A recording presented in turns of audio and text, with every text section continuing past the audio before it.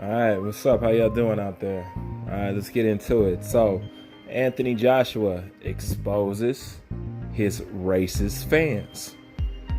I would just like to say before I get started, I want to say thank you to Vladimir Klitschko, Deontay Wilder, Tyson Fury, Floyd Mayweather, and Canelo Alvarez.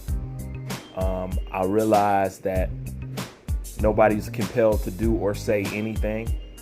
So the fact that you guys took the opportunity and took your voice and your platform or whatever to be vocal and express your compassion and your concern and your disgust for the situation.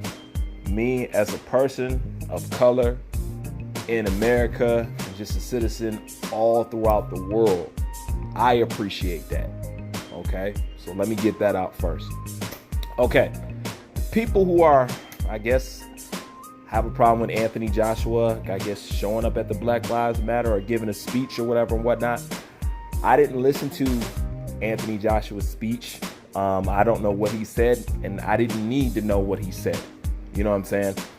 And what I mean by that is this. I don't need to know what Anthony Joshua said because I can tell by the reaction the only thing he did was show some compassion, some self-respect, and show love towards his own people.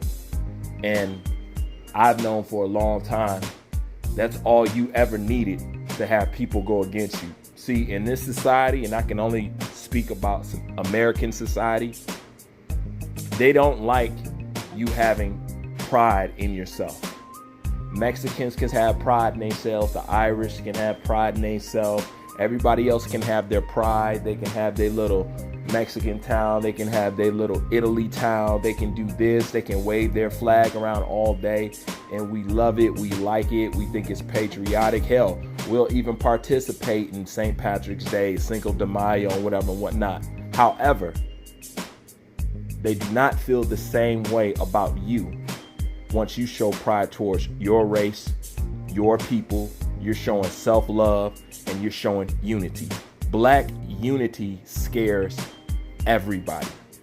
That's why people have a problem with what Anthony Joshua said.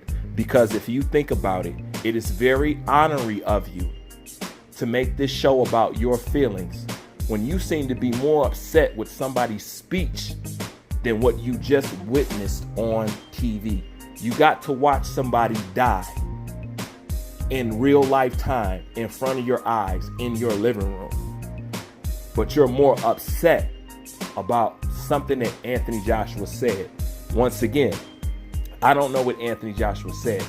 All I know, it had to do with some self-love, loving yourself, protecting and taking care of yourself, unifying, you know what I'm saying, and no longer being a victim. And that's all you need for people to turn against you.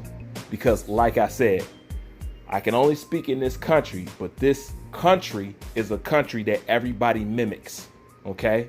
So therefore, this is around the world.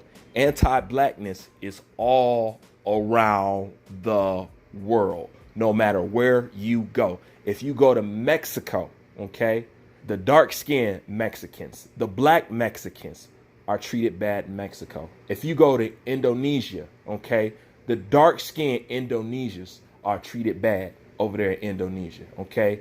The indigenous dark-skinned Japanese, okay, not only do you not see them, but they're also mistreated. The indigenous black Greeks, okay, of course, you don't see them as much, but they're also mistreated. Everywhere you go on this planet, people of a darker hue are treated bad by people of a lighter hue. That's a fact. No matter if it's their own people or not. Okay? So the fact that Anthony Joshua wanted to show some concern, wanted to show some support, and that makes you guys upset, you just expose yourself. That's all I'm going to say. You just expose yourself. And a lot of people go around saying that, well, it's because Black Lives Matter is a hate group. One thing I have to tell you, or it is a racist group. One thing I just have to tell you, you must be retarded. See, I'm no longer falling for that crying and you want somebody to bend towards your will or something like that. I don't do none of that, because people will call the Black Panther a racist group before they will call the Ku Klux Klan a racist group. And this is what people do not understand, because just like back then, just like Black Panthers, okay, the Black Lives Matter movement came out of racial violence. The same way the Black Panther movement came out of racial violence, okay?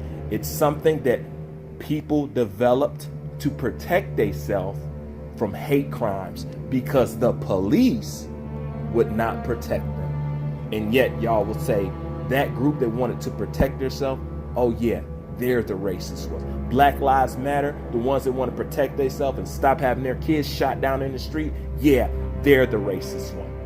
You know, so like I said, anytime you want to take up for yourself, anytime you want to protect yourself, anytime you're talking about doing things in unison, even though you're willing to get along with everybody else, you just want to make sure your kids, your mother, your daughter, your wife is protected. It's a problem with everybody else. But yet you'll watch everybody else wave their flag in front of your face, telling I love my country, this, that, and the third. This is for my people. I do this for my people. I'm winning this fight for my people. I want to show the people what my people can do. And then this, that, and third. And just think about it.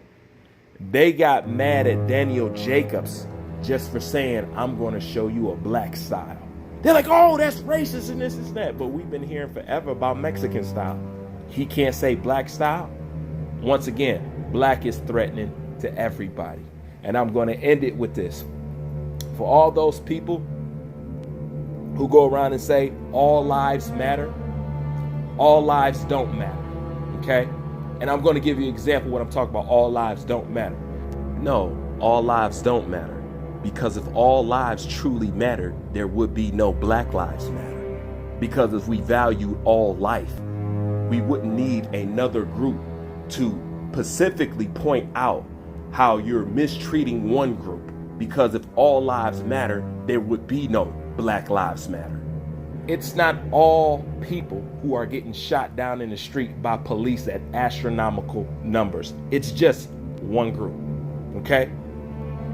So when you say all lives matter, I don't know a black person, a Mexican, I don't know any minority that can shoot up an entire church that's filled with another race, shoot up an entire church, and then the police will drive you to get something to eat because you're hungry. I don't know one minority. I don't know one Cuban, one black guy, one Jamaican. I don't know one minority that will get away with that, or who the police has done that for. Okay? We can't get away with that. There's only one group of people that can get away with that. Show me a minority that could go in and shoot up an entire school and get off on the insanity plea. Show me. It don't exist, but there's one group that gets away with that. Okay? But once again, we talk about all lives matter.